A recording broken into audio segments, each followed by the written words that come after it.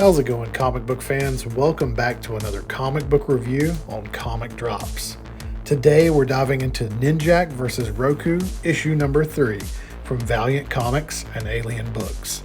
This issue is written by the talented AJ Ampadu with pencils and colors by Emiliano Correa. We're getting closer to the conclusion of this intense series, so how does it compare to the previous 2 issues? Stay tuned to find out.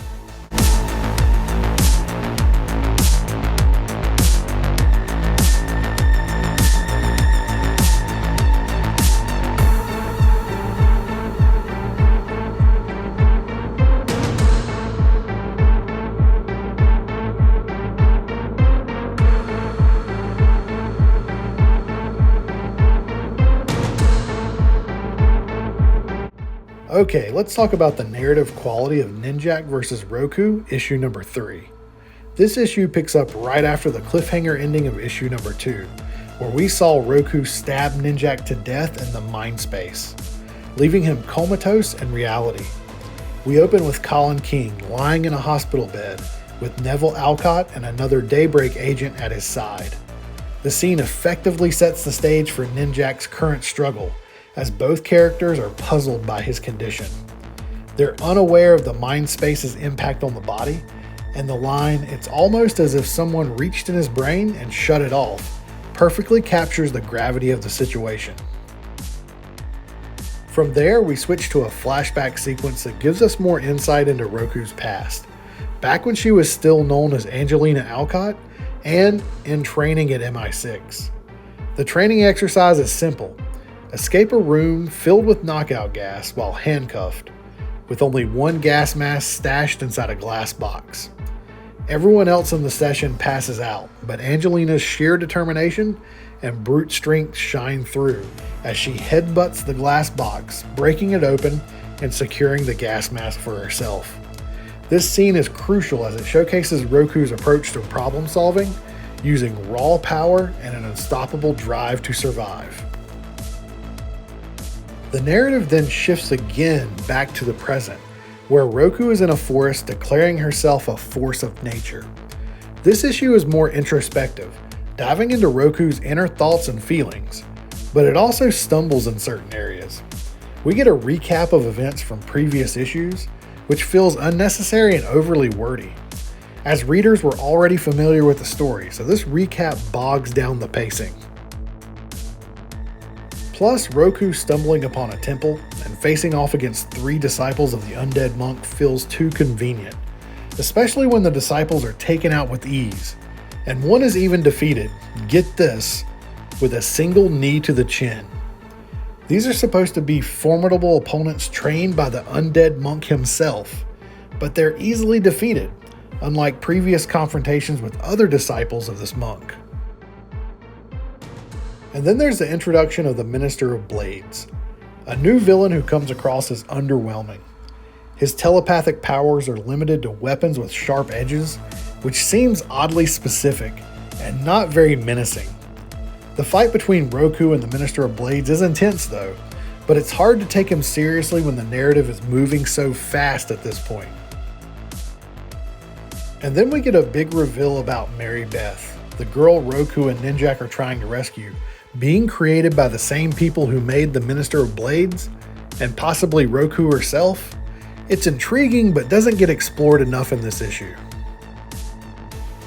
The narrative then reaches its climax when the Minister of Blades humiliates Roku by cutting off her hair, her ultimate weapon and a symbol of her power. This scene is well executed, with the Minister recounting the story of Oroku Rokubi, a cursed creature with no soul, while stripping Roku of her own strength and power.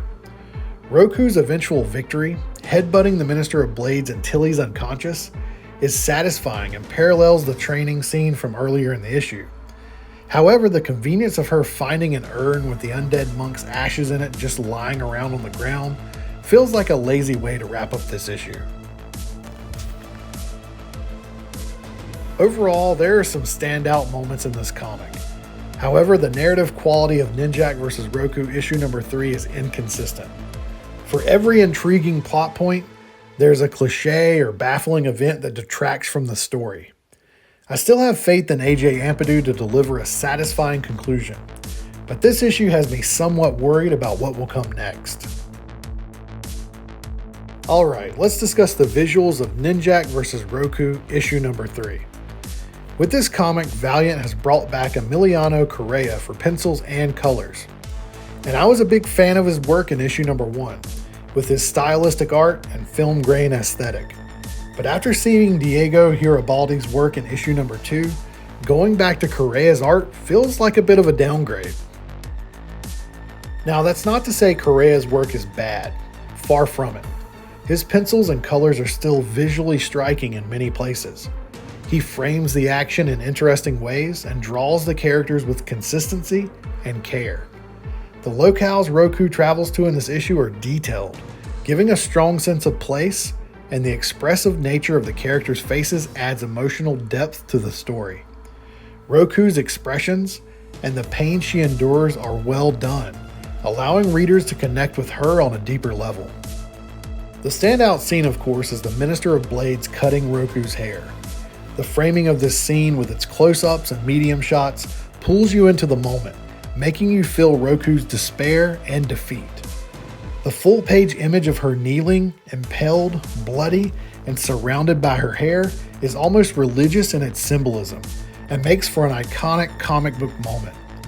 The colors in this scene are also noteworthy, with a black and white background contrasting with a full-color depiction of Roku, drawing the reader's attention to the intensity of what just occurred. It's a powerful visual that enhances the emotional impact of the story as a whole. Correa's use of a film grain filter continues to fit the tone and mood of the comic, and the consistent color scheme of greens and reds gives the visuals a cohesive feel. However, despite these positives, I can't help but feel that Garibaldi's art in issue number 2 set a higher standard for the series. Correa's work, while impressive in its own right, doesn't quite match up to the dynamic energy that Garibaldi brought to the table. And lastly, I have to mention the trade dress of this issue. It's awesome.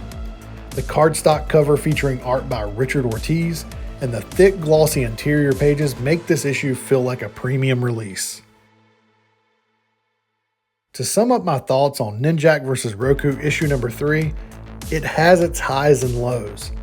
On the positive side, we get more insight into Roku's character and some intense, well-executed scenes like the Minister of Blades cutting her hair. Emiliano Correa's art, while not on par with Diego Garibaldi's work in the previous issue, still delivers some iconic imagery and a strong sense of place. However, the narrative stumbles with overly convenient plot points, underwhelming villains, and unnecessary recaps that bog down the pacing. The fight scenes, especially with the supposed disciples of the undead monk, feel rushed and non-essential, and the Minister of Blades' powers are oddly specific for no particular reason.